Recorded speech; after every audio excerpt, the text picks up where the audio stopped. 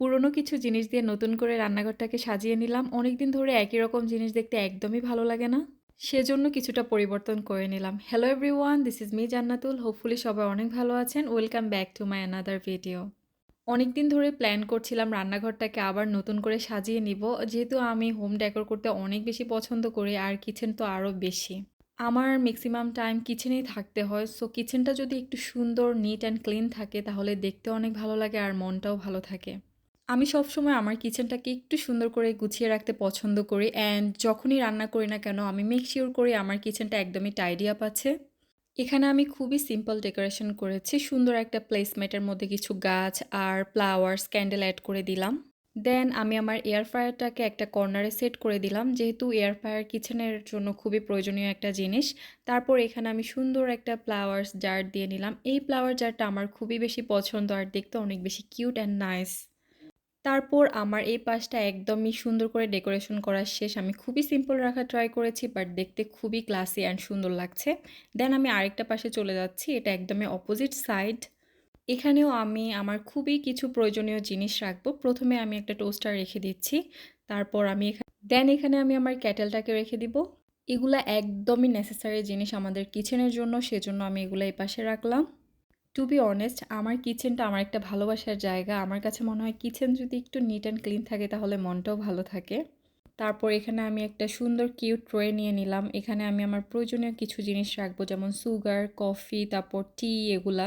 Sugar, টি আর coffee সুন্দর একটা set আমার কাছে ছিল, সেটাই আমি সবসময় এখানে রাখি। আমার কাছে অনেক বেশি কিউট লাগে। আমি যখন প্রথম নিউজিল্যান্ডে আসছি আমি এই সেটটা তখন কিনেছিলাম।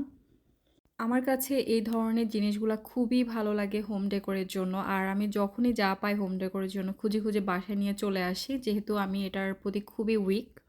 যেখানেই যাই না কেন বাসা সাজানোর কোনো সুন্দর জিনিস দেখলে আমার কাছে অনেক উইকনেস কাজ করে আমার মধ্যে, সেজন্য আমি ট্রাই করি কিনে নিয়ে চলে আসার জন্য। আর যখন পসিবল হয় না তখন তো কিছুই করার থাকে না, বাট মাথায় রেখে দিয়ে আমি ওই জিনিসটা কিনবো, দ্যাটস ইট।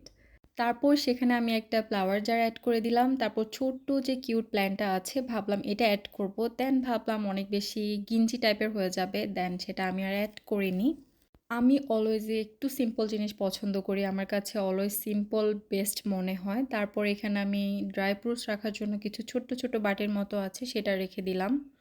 তারপর এই ছোট্ট কিউট বাটিগুলোর মধ্যে আমি ড্রাই ফ্রুটস রাখি। এগুলো আসলে ড্রাই ফ্রুটস রাখার জন্যই যে কোনো কিছুই রাখা যায়, বাট আমার কাছে মনে হয় ড্রাই ফ্রুটস রাখলে বেশি ভালো, বা নাটস এই টাইপের জিনিসগুলো রাখলে খুবই ভালো হাতের কাছে পাওয়া যায়।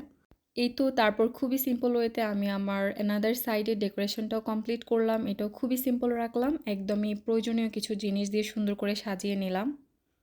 মেয়েদের একটা ভালোবাসার জায়গা হচ্ছে রান্নাঘর। আমি সবার কথা বলছি না, অনেকে আছে রান্না করতে একদমই পছন্দ করে না। যারা রান্না করতে পছন্দ করে তাদের জন্য সুন্দর একটা জায়গা রান্নাঘর। আমার ডেকোরেশনটা কেমন হয়েছে অবশ্যই জানাবেন। একই জিনিস অনেক দিন দেখলে বোর হয়ে যায়। আমার কাছে মনে হয় কিছুদিন পর আমি আবার চেঞ্জ করব, তখন আমি শেয়ার করব আমি আবার কিভাবে সুন্দর করে ডেকোরেশন করলাম। আজকে এই পর্যন্তই। Thank you everyone for watching my video. Bye by.